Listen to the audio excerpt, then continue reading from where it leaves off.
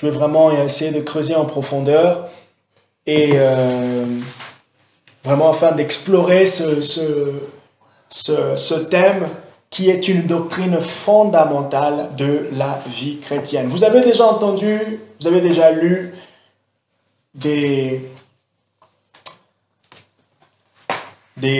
thèmes, des livres sur la prière.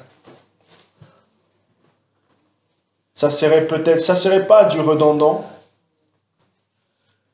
mais ça pourra aussi prendre la forme de certaines choses que vous avez déjà entendues. Ok. Mais que je pense par la grâce de Dieu, il va nous encourager, il va permettre à ce que nous puissions aller un peu plus loin. Aller un peu plus loin. C'est quelque chose qui me passionne, ça va? Explorer les mystères et richesses de la prière. Pendant que je vous donnais mon témoignage, le témoignage des petites histoires, j'étais en train de réfléchir. Au-dedans de moi, je disais, mais Seigneur, j'avais comme l'impression de me dire, waouh! Comme si je réfléchissais au danger je disais, j'avais l'impression de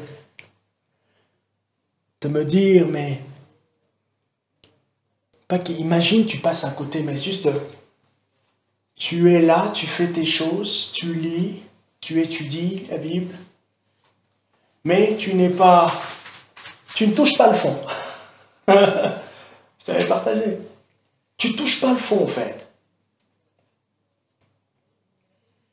Tu es juste superficiel. Mais tu fais tout. Tu es persévérant. Mais il y a comme une superficie, quelque chose de superficiel, en fait. J'ai dit à Dieu, non. Non, j'ai dit au Seigneur, non. Je disais au Saint-Esprit, non. Et du coup, dans cette réflexion, je posais la question au Seigneur. Je posais la question à Dieu. C'est ce qui m'a amené à vraiment regarder comment Paul pouvait voir, comment Paul peut nous encourager dans le chemin de la profondeur avec Dieu. Et Paul parle d'un désir. Paul parle de sa volonté de pouvoir perdre des choses. Et je nous encourage vraiment à se laisser percer, à se laisser vraiment être vulnérable par le Seigneur dans tout ce qu'il nous dit, tout ce qu'on peut, et on comprend, que l'on le comprend vraiment profondément et qu'on se donne dans l'action, dans l'adhésion, qu'on adhère volontairement dans ce qu'on a compris. C'est parmi les choses qui vont vraiment nous permettre aussi à déclencher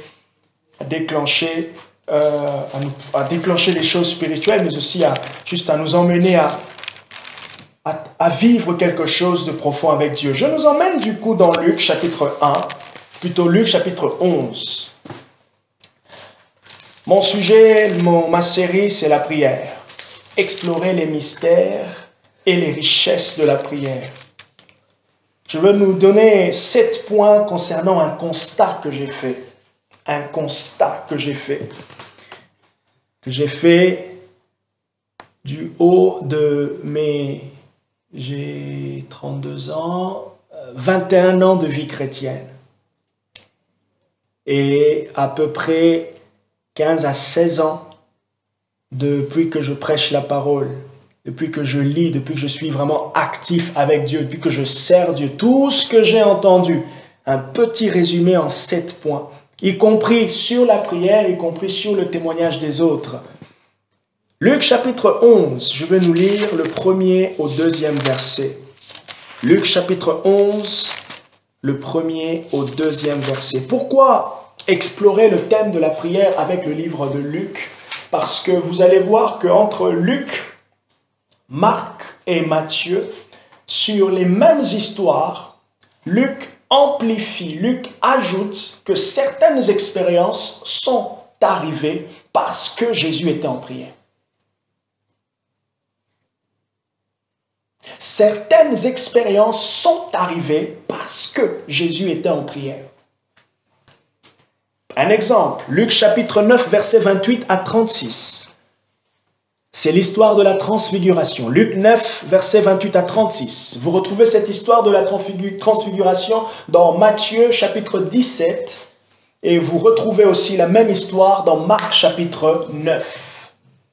Dans Matthieu, il n'est pas dit que Jésus était en train de prier. Dans Matthieu, ni dans Marc. Par contre, Luc dit, lorsque Jésus priait, il a été transfiguré devant les disciples. J'expliquerai plus tard. Je continue. Luc chapitre 4, plutôt Luc chapitre 3, à partir du verset 20 au verset 21. Matthieu chapitre 3, à partir du verset 16, je crois.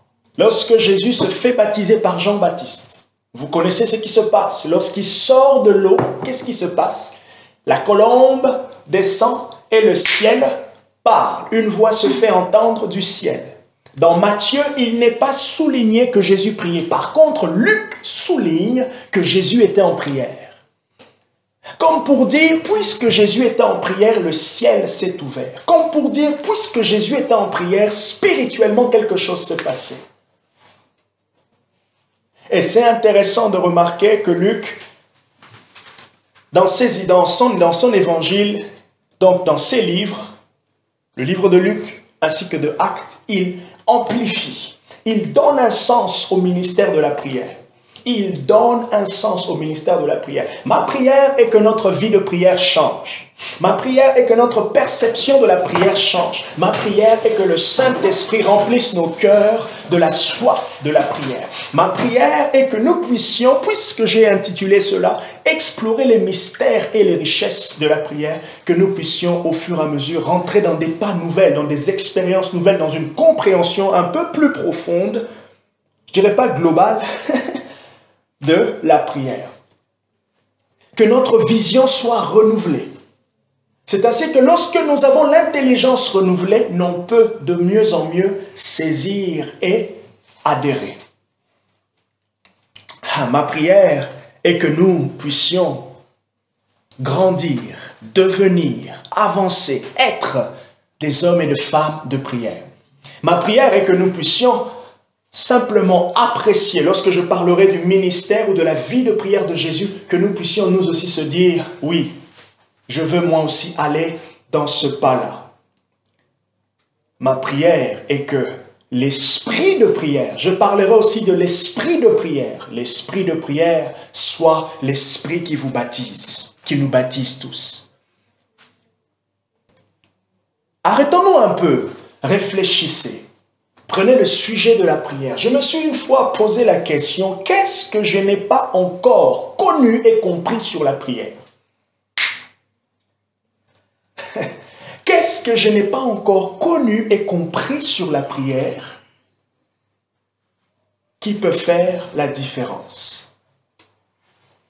Et c'est comme si je me suis dit, je peux beau prier, mais c'est sûr qu'il y a des choses, il y a une profondeur, La prière, c'est une activité spirituelle. Ok? L'activité spirituelle. Je vous donnerai la définition. Vous la connaissez peut-être, mais c'est une définition simple. Mais derrière cette activité, il y a une richesse à explorer. Il y a une profondeur à découvrir. Ok? Luc 11, versets 1 à 2, il dit ceci. Jésus priait un jour en un certain lieu. Lorsqu'il eut achevé, un de ses disciples lui dit, « Seigneur, enseigne-nous à prier. » Dans certaines versions, « Apprends-nous à prier. » Luc continue, donc en parlant du disciple de Jésus, comme Jean l'a enseigné à ses disciples. Jésus enseignait en un certain lieu, il priait un jour en un certain lieu. Lorsqu'il eut achevé, un de ses disciples lui dit, « Seigneur, enseigne-nous à prier comme Jean l'a enseigné à ses disciples. » On apprend, la prière s'apprend. Alors, je vous donne mon constat. Notez ou vous allez réécouter le message. Première chose, le fait que Jésus fut tenté par le diable lors de sa retraite lorsqu'il est allé 40 jours, il a jeûné 40 jours et 40 nuits, nous enseigne combien l'ennemi s'arrangera toujours pour nous stopper dans notre élan de grandir ou de bâtir une vie de prière. C'était hier ou aujourd'hui dans la voiture que cette pensée a traversé mon esprit. J'ai dit, oh, il faut que je la garde. Je me dis, c'est fou quand même que le diable est venu tenter Jésus pendant son moment de prière. Et j'avais l'impression que le Seigneur me faisait comprendre que, ce n'est pas anodin. Il n'est pas venu simplement parce que Jésus était dans le jeûne, il était dans un moment de faiblesse, non. C'était un moment stratégique. L'ennemi, il nous attaque parce qu'il attaque dans des choses stratégiques. Et la prière fait partie d'une activité stratégique de la vie d'un enfant de Dieu. Voilà pourquoi la prière est un combat. Vous voulez grandir dans votre vie de prière, je vous assure, ça serait peut-être plus facile d'étudier la Bible, mais très difficile de prendre plaisir à prier. Pourquoi? Simplement parce qu'on a deux combats en fait, deux réalités. La réalité de notre propre chair, où on a du mal. Ok? Deuxième réalité, la réalité de l'ennemi qui nous combat. Et l'ennemi utilise quoi? Toutes les distractions que nous avons autour de nous. Tout, y compris nous-mêmes. Vous commencez à vous concentrer pour parler à Dieu, vous avez l'impression que vous parlez à vous-même. Et du coup, vous vous arrêtez pour ne pas aller plus loin. Laissez-moi vous dire, tout le monde le ressent. Tout le monde le ressent, de la même manière que vous. Au tout début, à un moment, quand vous commencez à prier, un peu plus tard, vous voyez, tout le monde. Ok? Deuxième réalité, deuxième constat. Si les grands mouvements de l'Esprit de Dieu ont été amenés, d'amener l'Église à genoux et dans les Écritures, le grand travail du diable sera d'empêcher ce grand réveil de la prière et de la parole. Je reprends. Si les grands mouvements de l'Esprit, l'Esprit de Dieu, les grands mouvements ont été d'amener l'Église, si le travail du Saint-Esprit a été d'amener l'Église à genoux et dans la parole, le grand travail du diable sera d'empêcher l'Église d'entrer dans la prière et dans la parole. Ok?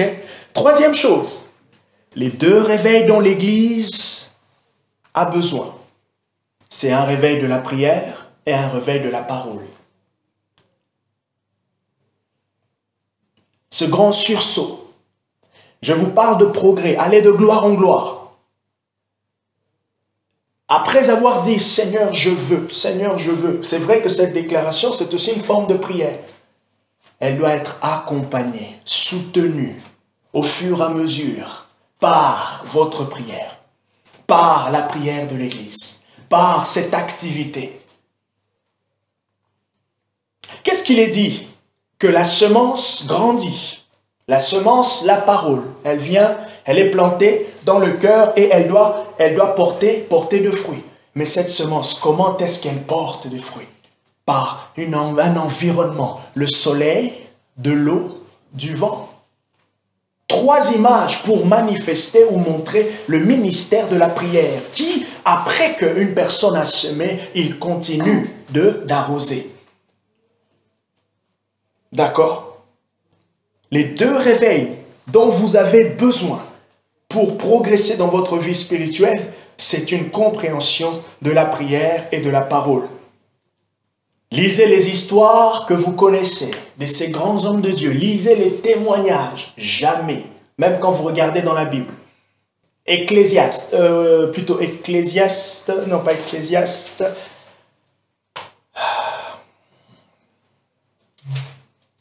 Esdras. Le livre d'Esdras. Le livre qui porte le nom de l'auteur qui s'appelle Esdras, qui était un scribe, Il est dit que Esdras était un homme versé dans les Écritures. Quand Esdras a entrepris un mouvement de réveil à cette époque-là, qu'est-ce qu'il a fait? Il a ramené le peuple dans la parole de Dieu. À chaque fois que le Saint-Esprit commence quelque chose dans le cœur d'une personne, bien sûr, il plante le désir. Le désir va produire un besoin d'une certaine action, l'action de la prière. Les gens vont s'adresser, la personne va s'adresser, va commencer à réaliser. Il y aura toujours cette combinaison entre « Seigneur, qu'est-ce que je peux faire? Qu'est-ce que tu dis? Qu'est-ce que tu dis dans ta parole ?» Le Saint-Esprit va toujours travailler entre la déclaration verbale et la déclaration écrite. La déclaration verbale, c'est la prière. La déclaration écrite, c'est ce qui a déjà été dit, la parole de Dieu. Deux réveils, deux choses importantes dont nous avons tous besoin et même pour lesquelles nous devons tous veiller. Quatrième constat. C'est triste de constater que le manque d'engouement et l'absentéisme dans l'Église lorsqu'il s'agit des réunions de prière. Ceci montre combien l'Église aujourd'hui connaît très peu sur cette activité spirituelle qui est la prière.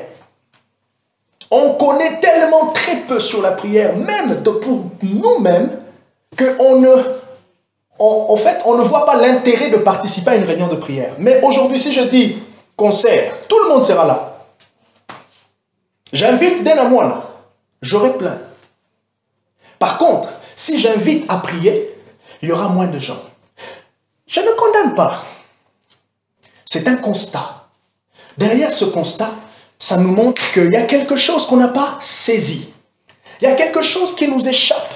C'est pour cela que j'ai dit tout à l'heure que mon désir, c'est bien sûr de nous encourager à aller quelque part, mais que nous soyons révolutionnés dans notre manière de comprendre. Qu'il y ait comme un renouvellement de l'intelligence. Qu'on se dise, je connais, je prie, mais il y a plus. Il y a plus je grandis dans ma compréhension de la prière, plus j'aurai le goût. Vous voyez, je vais adhérer à ça, adhérer volontairement. Et quand j'adhère volontairement, pas gravis, mais je fais tous mes efforts, même quand j'ai de la fatigue. Même quand j'ai peut-être de la flemme, j'ai pas envie et tout ça. Pourquoi? Parce que j'ai compris. Parce qu'il y a quelque chose qui a fait tilt. Alors, puisque l'Église connaît très peu, quand je dis l'Église, même les chrétiens et même les chrétiens lambda, mais aussi, je dirais même les pasteurs, c'est pourquoi nous sommes peu efficaces. On peut beau parler de la puissance de l'Église de manière... On a beau parler de la puissance de l'Église de manière théologique.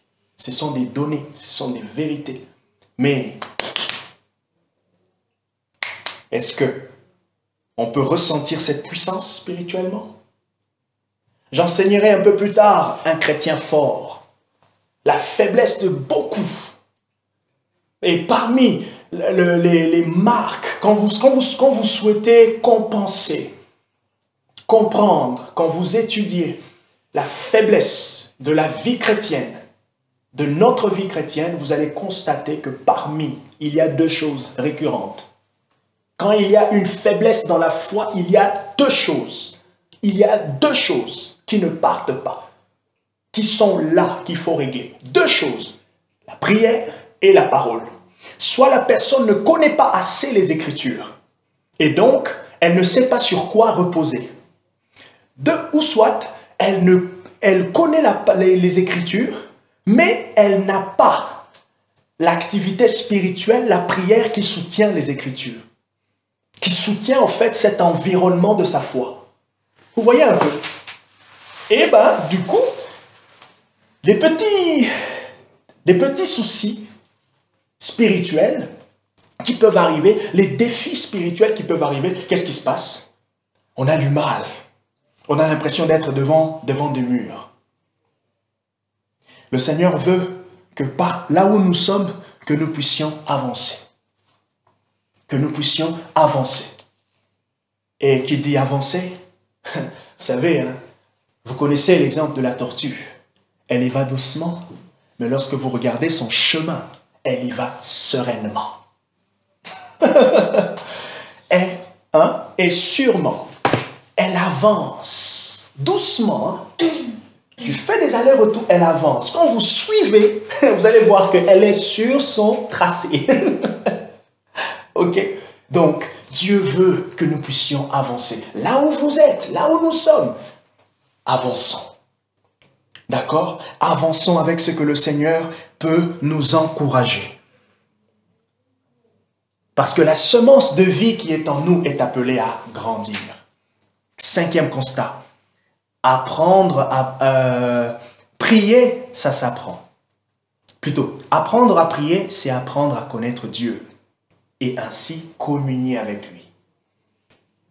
Apprendre à prier, c'est apprendre à connaître Dieu et ainsi communier avec lui. 6e chose, si l'amour de Dieu qui règne au milieu de nous est un indicateur puissant de la présence de Dieu. Voilà ce que les gens recherchent. Oh, je suis allé dans cet amour, dans cette église, j'ai vu l'amour, j'ai senti l'amour, les gens aiment. On peut aussi ressentir. La prière, c'est aussi un indicateur d'un degré spirituel dans la vie de l'église. Ok? Si on peut palper le degré d'amour de Dieu dans une assemblée, on peut aussi palper le degré, la vie de prière. On peut aussi jauger. Ah, je vous assure, quelqu'un qui prie, même quand il ne prie pas, vous ressentez. Quand il ne prie pas, qu'est-ce que vous allez voir? Vous allez voir les fruits de la prière dans sa vie. Vous allez ressentir cela. Vous allez voir des fruits. Vous allez voir les effets. Ok? Si l'amour de Dieu qui règne au milieu de l'Église est un indicateur puissant de la présence de l'Esprit parmi son Église, ainsi la prière est aussi un indicateur du degré spirituel ou du degré de spiritualité de l'Église. 7e point et dernier, par rapport à mon constat. Prier s'apprend par la prière. Pour prier, pour apprendre à prier, c'est par la prière qu'on apprend à prier. Il n'y a pas autre chose. Lire des livres ou des récits sur la prière, c'est un bon stimulant qui conduit à apprendre à prier. Lire des livres sur la prière ou des récits des personnes qui ont écrit sur la prière, c'est un bon stimulant qui permet de pouvoir se donner à l'activité de la prière. Est-ce que ça va jusque-là? Même si Barbara n'a pas aimé mon point, je ne sais pas, elle me dira après. Ça va? Amen. Amen. Alors, la définition de la prière, ça importe peu, mais je vous le donne quand même. Définition et généralité sur la prière. Deuxième chose, la prière est la communication personnelle avec Dieu. C'est la définition que l'on connaît. Prier, c'est parler à Dieu, tout ça. Bien, c'est ça. La prière est la communication personnelle avec le Seigneur. Celui qui prie, ça veut dire il est en train de s'adresser à Dieu. Et dans le mot générique prière, prenez-le vraiment comme un mot dans un sens très large. Ok?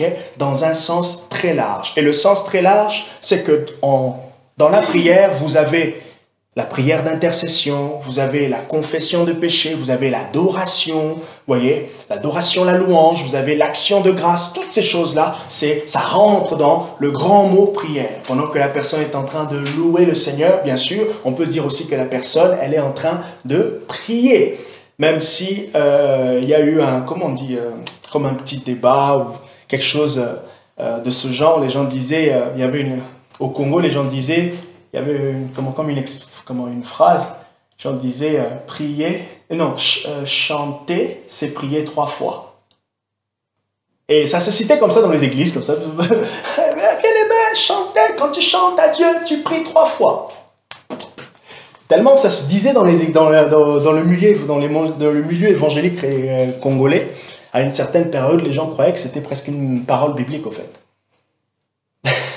Et on n'a jamais trouvé que c'était une parole biblique. Bref, le mot prière, c'est un mot générique qui comprend toute cette activité d'action de grâce. Okay? La personne peut dire, je vais en prière, et pendant que la personne elle est en prière, dans son moment de prière, si je peux dire, elle est en train de lire un livre sur la prière, lire un livre sur telle chose, elle s'adresse à Dieu, elle réfléchit, elle loue Dieu, elle chante, bref, elle peut prier pour d'autres personnes, vous voyez. Donc c'est un temps de communication personnelle avec Dieu. Qui dit, voilà comment moi j'aime voir cela, communier avec Dieu, être en relation avec Dieu par la prière, vous voyez, être en communion avec Dieu par la parole, vous voyez, être en communion avec Dieu par les chants, la louange, l'adoration. Vous voyez un peu la nuance. Donc, en soi, quand vous comprenez mon constat, c'est pas forcément la prière en soi. L'objectif, c'est quoi? Derrière, par exemple, quand je parle de la faiblesse dans notre, la faiblesse spirituelle qu'on peut rencontrer, en soi, c'est pas la faiblesse, mais c'est plus qu'on n'a pas assez de communion, le communion avec Dieu par la prière, ça amène au fait, vous voyez, cette faiblesse. Donc, la communion avec Dieu par la prière, la communion avec Dieu par la parole, la communion avec Dieu par la louange ainsi que les chants. Ça marche? Alors, je me suis dit, je vais amener un peu, poser 2 ou 3 questions de réflexion autour de la prière. Première question, je me suis dit, pourquoi Dieu veut-il que nous prions? Pourquoi Dieu veut-il que nous prions? Alors, 3 raisons. Je vais répondre à cette question, ça va peut-être amener à la fin. La prochaine fois, je me suis posé cette question. Je ne sais pas si vous avez déjà réfléchi. Est-ce que Jésus avait du mal à prier? Parce que nous rencontrons tous des difficultés, un combat, manque d'envie, par moments ça arrive. Mais du coup, ok, on a tous le manque d'envie. Du coup, aussi on se met à la place de Jésus. Est-ce qu'il a lui aussi éprouvé le manque d'envie? Troisième question, pourquoi je n'arrive pas à prier? Quels sont les blocages quels sont les blocages que je rencontre dans ma vie concernant la prière?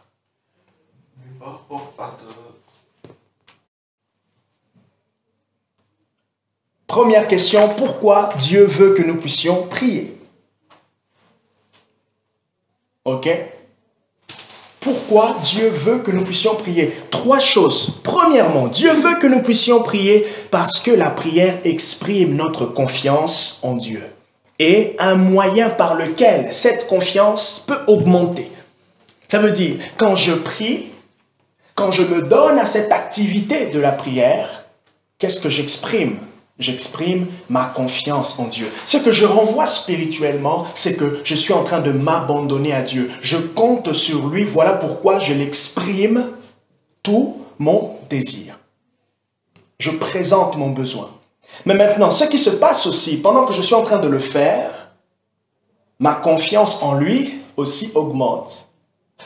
Donc, ça peut m'emmener à dire, même nous emmener à réfléchir, si de fois on manque aussi peu de confiance dans le Seigneur, c'est qu'il y a aussi peu de vie ou de consécration dans la prière. Vous voyez un peu le raisonnement avec déduction. Et inversement. Si on n'arrive pas à prier des fois, c'est peut-être parce qu'on n'a pas assez confiance en Dieu aussi. Oui, ça peut aussi arriver. Maintenant, comment en fait cette chose peut, cette situation peut se décanter? En fait, c'est là qu'on comprend qu'il y a comme un cycle. Le cycle où la personne sait et comprend que Dieu veut qu'elle puisse prier et elle s'adonne à ça, elle demande à Dieu de lui donner la confiance. Pendant qu'elle dit ça, le Seigneur répond en lui donnant la confiance, et la confiance grandit, ça conduit encore à plus de confiance, ainsi de suite, et on rentre dans un cycle. Ok? Dieu veut que nous puissions prier parce que ça exprime notre confiance. Par exemple, Jésus dit dans Matthieu 11, 24, et même dans Matthieu 21, verset 22, que lorsque vous priez, ayez la foi que tout ce que vous avez demandé, vous l'avez reçu. Par rapport à la prière, l'enseignement biblique est clair. On prie et on demande avec la foi. Jacques, chapitre 1, verset 6, nous le dit aussi. Et même le texte que l'on connaît bien dans Hébreux 11, verset 1, « La foi est une ferme assurance des choses qu'on espère, une démonstration qu'on ne voit pas. » D'accord? Et quand on commence à prier, qu'on commence à éprouver une certaine lutte, comme un combat de confiance, on doit simplement s'adresser à Dieu, dire « Seigneur, dans ce sujet que je suis en train de te parler, j'ai comme l'impression que j'arrive pas, je comprends, je lutte, mais je me remets à toi, je m'abandonne à toi. » C'est pas parce qu'on a l'impression d'avoir comme une certaine lutte qu'on doit se laisser aller dans comme l'échec pour dire « Oh, Dieu ne m'écoute pas, Dieu. » Non, Seigneur, j'ai comme l'impression pendant que je m'adresse à toi, je lutte intérieurement. Alors, merci de m'aider. Deuxièmement, Dieu veut que nous puissions prier parce que la prière nous fait entrer dans une communion plus profonde avec lui, car il nous aime et prend plaisir à notre communion avec lui. Pourquoi nous devons nous donner à la prière? Parce que à l'activité spirituelle qui est la prière, parce que la prière nous fait entrer dans une communion plus profonde. Donc, le but, c'est la communion et la prière est un moyen. Vous comprenez maintenant? Le but, c'est la communion. Ce qui rend le chrétien efficace, la présence et qui permet toute cette activité spirituelle, c'est la prière. La communion. Et cette communion trouve son moyen, son expression par la prière. Comme j'ai dit tout à l'heure, cette communion peut trouver aussi son moyen d'expression par la méditation de la parole, un moment de louange. Troisième chose, pourquoi Dieu veut que nous puissions prier, et ça c'est un point que j'aime trop. Dieu veut que nous puissions prier parce que la prière nous permet d'être engagés dans des activités qui ont une portée éternelle. Quand nous prions, nous nous engageons avec Dieu dans une activité spirituelle qui parle et que ça parle dans l'éternité. Donc ça ne se limite pas simplement dans le temps que vous vivez, mais c'est une semence dans l'éternité. Ça va plus loin que vous le pensez. Voilà pourquoi vous pouvez comprendre combien l'ennemi nous combattra. Parce que lorsque Marie prie, Marie prend un temps pour prier, elle peut prier pour elle. Ce qu'elle demande pour elle, et bien sûr, s'exprime dans le temps présent, dans le temps de son besoin, mais ce qu'elle demande pour elle aussi s'exprime dans le temps futur qu'elle ne sait pas. Un homme de Dieu que j'aime bien, il s'appelle Joshua Selman, il a dit une phrase, il a dit « Le signal que tu peux donner à ton futur, à ta destinée, ce que tu peux envoyer dans le futur de ta destinée, c'est ta vie de prière. » Comme pour dire, le futur, vous le préparez par la prière. Le futur, vous le préparez par le moment que vous passez avec Dieu aujourd'hui. Voilà pourquoi, quand vous priez aujourd'hui pour vous priez aujourd'hui pour l'Église, vous prenez un temps, vous écoutez les chants, tout ce que vous faites, qui constitue cette activité spirituelle, bien sûr, ça vous remplit pour ce moment-là, mais ça vous prépare aussi pour la suite. Ça vous dispose aussi pour la suite. Vous ne savez pas ce qui va arriver par après. Vous ne savez pas ce qui va arriver par après. Mais Dieu vous remplit, Dieu vous équipe Des fois, les victoires que nous avons aujourd'hui sont les fruits des prières d'il y a 2 ans, il y a 1 mois, il y a 3 jours. Et les victoires que l'on aura demain sont les fruits des prières que l'on a aujourd'hui. Je vous ai donné une phrase que j'avais entendue chez un autre homme de Dieu que j'aime bien aussi, que je suis. Il s'appelle Aromé Osaï. Il a dit une chose. Il a dit, quand vous priez, vous aurez toujours un feedback. Le retour de votre prière. Le retour de ce temps, en fait, passé avec Dieu. Le retour. Et ce retour, c'est ce travail. Et peut-être que, je sais pas, je trouverai le moyen de parler de ça.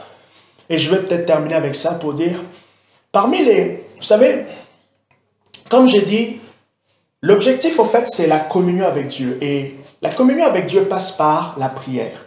Vous voyez? La communion avec Dieu passe aussi par la parole. Maintenant, ce feedback, ce que l'on peut recevoir, ce que l'on peut recevoir en retour, c'est généralement le fruit de ce qui a été semé. Et lorsque vous avez semé votre présence dans la présence de Dieu, lorsque vous commencez à récolter, vous allez récolter tout. Vous pouvez récolter maintenant le travail de la prière. Et parmi les choses que la prière fait généralement en l'homme, c'est qu'elle produit quelque chose. Elle nous transforme. Et c'est pour cela que j'aime Luc quand il dit que Jésus a commencé à prier et il fut transfiguré. Comme pour dire que la prière produit une certaine transformation de l'être intérieur. Et il faut maintenant que cette transformation qui vient par le fait que la personne s'est engagée dans la prière puisse s'élever, grandir. Et c'est là que vous allez voir des fruits tels que la sensibilité avec le Saint-Esprit, la facilité à discerner l'activité spirituelle. Toutes ces choses-là sont de fois des résultats des personnes qui ont une forte communion avec Dieu, mais par la prière.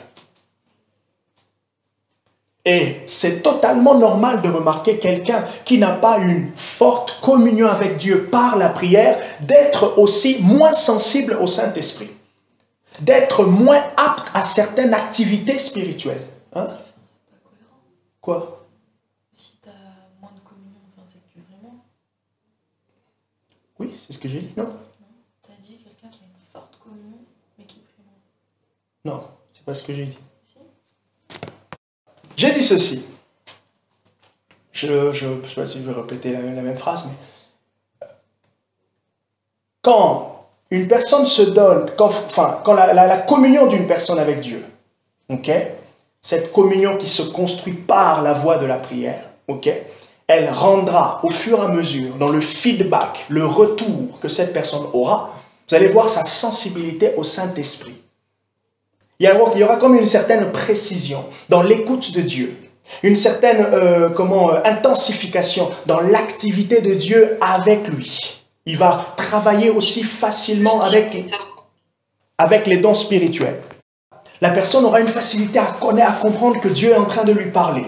Pourquoi? Parce qu'elle a appris à connaître la voix de Dieu dans son lieu secret, au fait. Pendant peut-être qu'elle lisait la Bible, elle a eu une fois lire la Bible, et il y a eu peut-être une telle étincelle, elle a senti quelque chose dans son cœur, elle a senti...